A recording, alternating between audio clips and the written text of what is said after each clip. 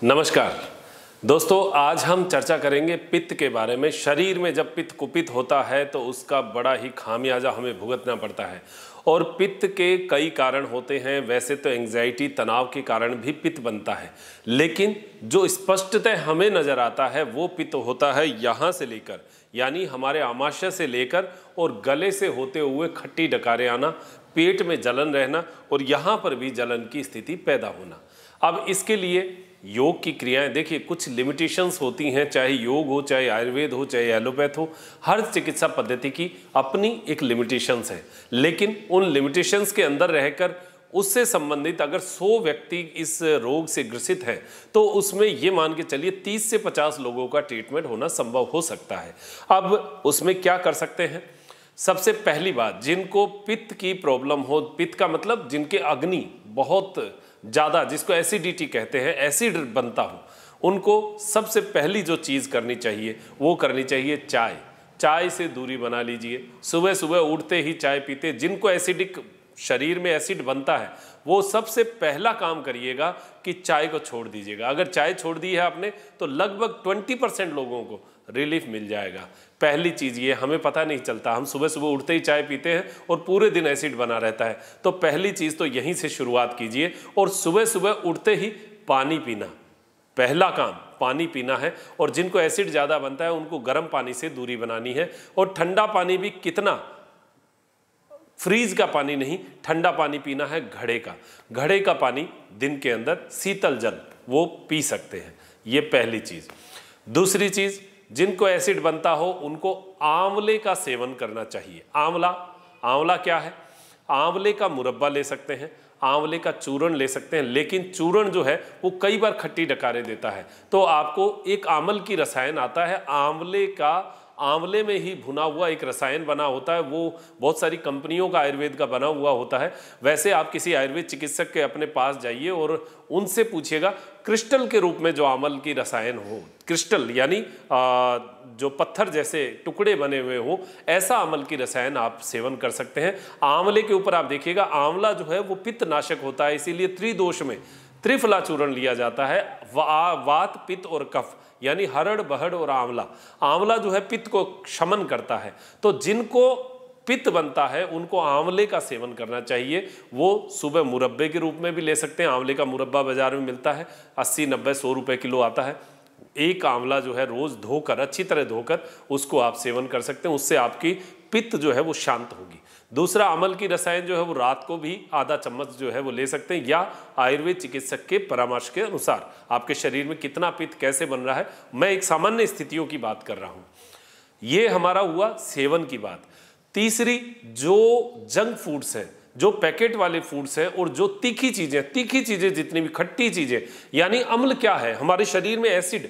अम्ल जो हाइड्रोक्लोरिक अम्ल होता है, जो भोजन को पचाने के लिए काम आता है, वही अम्ल अत्यधिक मात्रा में हो जाता है तो शरीर में एसिड बन जाता है। अब एसिड हमारी इस आहार नाल में रहता है, वो बहुत ज़्यादा बनता इसलिए भी है कि हम दिन में बहुत बार मुंह को जूठते हैं। जूठते का मतलब बहुत बार खाते हैं। हमारा ये उष्ण कटिबंधीय प्रदेश है, मैं आपको हर बार बताता हूँ, गर्म प्रदेशों में हम आते हैं।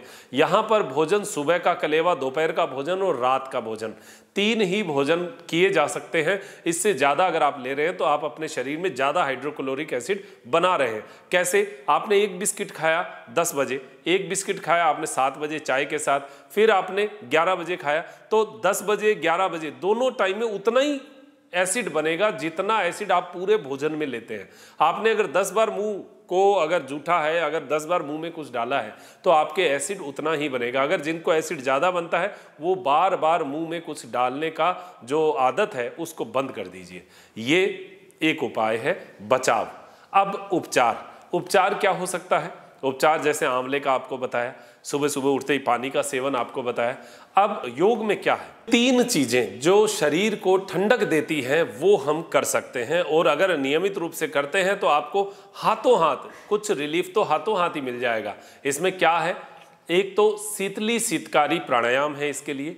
दूसरा, चंद्र भेदन प्राणायाम। शीतली प्राणायाम 1, शीतकारी प्राणायाम 2 और तीसरा चंद्र भेदन प्राणायाम। ये 3 प्राणायाम आपके लिए रामबाण औषधि साबित हो सकते हैं।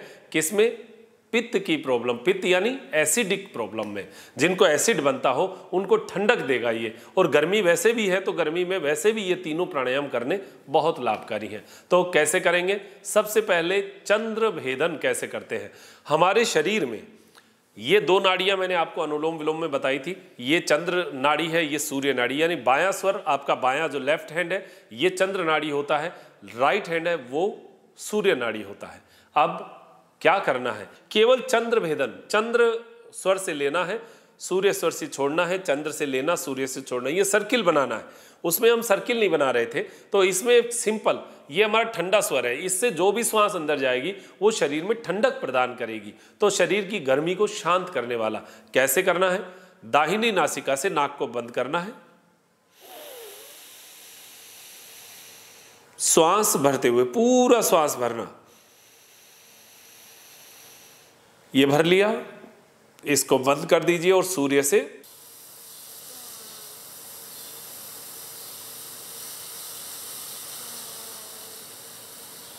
छोड़ दीजिए। फिर वापस चंद्र से ही लीजिए,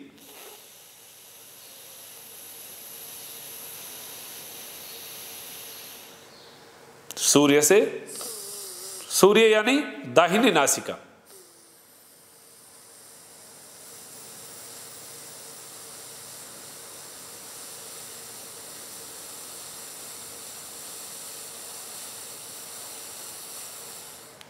फिर चंद्र से,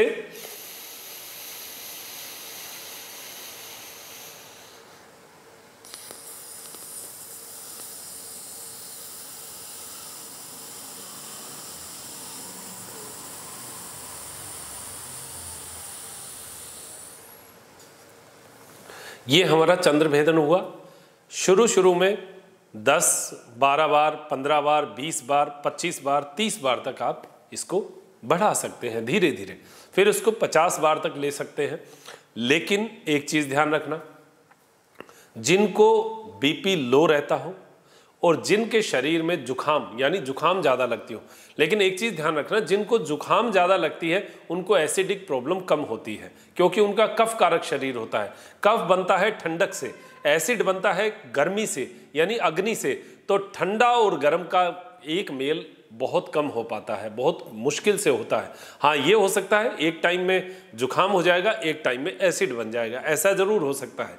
तो आप ये ध्यान रखिएगा, जिनको जुखाम ज़्यादा बनता हो वो ज़्यादा मात्रा में ना कर ले। कई बार हम जोश में आकर बहुत ज़्यादा कर जाते हैं, तो उससे आपको ठंड, जब सर्दियाँ आएगी तब प्रॉब्लम खड़ी हो सकती है। तो आप इतना ही कीजिए कि आपका एसिड पूरे दिन शांत रहे, उससे ज़्यादा मात्रा मत बढ़ाइएगा, ये ध्यान रखना है। करना कब है? हमेशा सवाल आते हैं कमेंट में। सुबह सुबह खाली पेट फ्रेश होके आइए, 1 लोटा पानी पीजिए, फ्रेश होके आइए, फिर उसके बाद में बैठ जाइए और अपना 15 से 20 मिनट का सेशन ये कर लीजिए। ये किन के लिए? जो केवल एसिडिटी से प्रॉब्लम जिनको है उनके लिए। सूक्ष्म क्रियाएं कर सकते हैं आराम से, ये क्रियाएं करें तो बहुत बढ़िया है, हर जोड़ तक खुलेगा। लेकिन ये आज केवल हम एसिड की बात कर रहे हैं, तो केवल 3 प्राणायाम आप कर सकते हैं। अब इसके लिए दूसरा प्राणायाम, शीतकारी प्राणायाम। शीतकारी, दांतों से श्वास को अंदर खींचना है, नासिका से श्वास को बाहर छोड़ना है। धीरे धीरे आपको ये महसूस होगा कि आपके दांत से जो जीभ के ऊपर से श्वास जा रहा है वो यहां तक, जहां जलन हो रही है, हाथों हाथ आपको इफेक्ट मिलेगा इसका। जहां जलन हो रही है वहां पर आपको ठंडक का एहसास होगा। जहां गर्मी लग रही है वहां ठंडक, जहां अग्नि लग रही है वहां ठंडक। तो शीतकारी प्राणायाम कैसे करना है? शीतकारी प्राणायाम, दांतों को ऐसे और श्वास भरते हुए अंदर सी की आवाज करते हुए,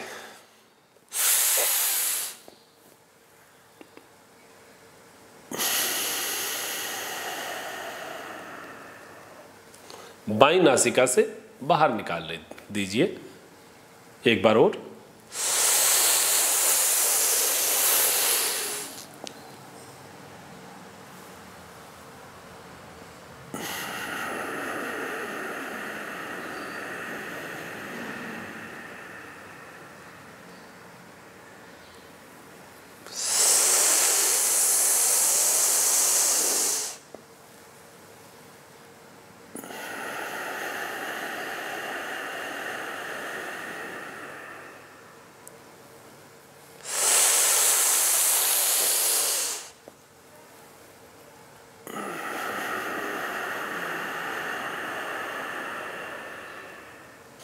रिलैक्स। सीधा आंखों को ना खोलें। आंखें जो हैं प्राणायाम करके ये ध्यान रखना कि दोनों हाथों को आपस में रब करते हुए गर्म करके आंखों के ऊपर जरूर लगाना है। ये हमारा हुआ शीतकारी प्राणायाम। ये हमें अंदर तक ठंडक देगा, आपको फील होगा कि यहां तक ठंडक पहुंची है। अब इससे भी एक अच्छा प्राणायाम है शीतली प्राणायाम। जिनके दांतों में ठंडक लगती हो वो शीतकारी ना करें, क्योंकि दांत में झंझनाहट होगी तो उनको ठंडा भी फील होगा, तो वो ना करें। उनके लिए शीतली प्राणायाम सबसे बढ़िया। जिनको एसिड भी हो और दांत की भी गड़बड़ी हो तो वो क्या करेगा, तो फिर उसको शीतली प्राणायाम करना चाहिए। जिनको एसिडिक लंबा समय तक बन रहा है, जिनका एसिडिटी यानी ब्लड में एसिड आना अगर शुरू हो गया तो उनके कोलेस्ट्रॉल, हार्ट की प्रॉब्लम बन जाएगी। ब्लड में अम्लीयता नहीं बढ़नी चाहिए, ब्लड में एसिडिक मात्रा नहीं बढ़नी चाहिए, ब्लड में क्षारीयता रहनी चाहिए और बैलेंस रहना चाहिए, ये ध्यान रखना है। तो अम्लीयता बढ़ेगी तो शरीर खराब हो जाएगा, आपके हार्ट समस्या तक जो है प्रॉब्लम्स खड़ी हो सकती हैं। तो एसिड ज़्यादा लंबे तक समय तक नहीं बने, इसीलिए इस समस्या को आज मैंने उठाया आपके लिए। तो इसमें क्या करना है, शीतली प्राणायाम। जीभ को फोल्ड करना, जीभ को आप देखिए कैसे फोल्ड करना है, ऐसे गोल। शुरू में नहीं हो पाएगा, बड़ी मुश्किल हो जाती है। ऐसे ऐसे फोल्ड करो, ऐसे।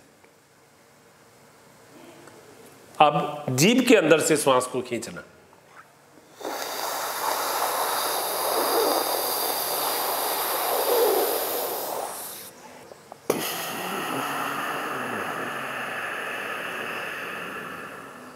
वही बाई नासिका से बाहर निकालना है।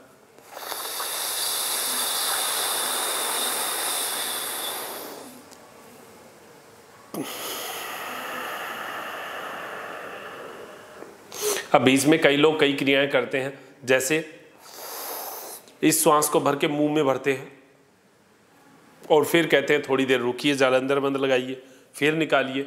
ये भी करें तो कोई नुकसान नहीं है, लेकिन मैं एक आपको सिंपल चीज़ें बता रहा हूँ। ज़्यादा उलझन में आपको नहीं डालूँ, आप सिंपल सी चीज़ें समझ लें और आपके लिए बढ़िया हो जाए।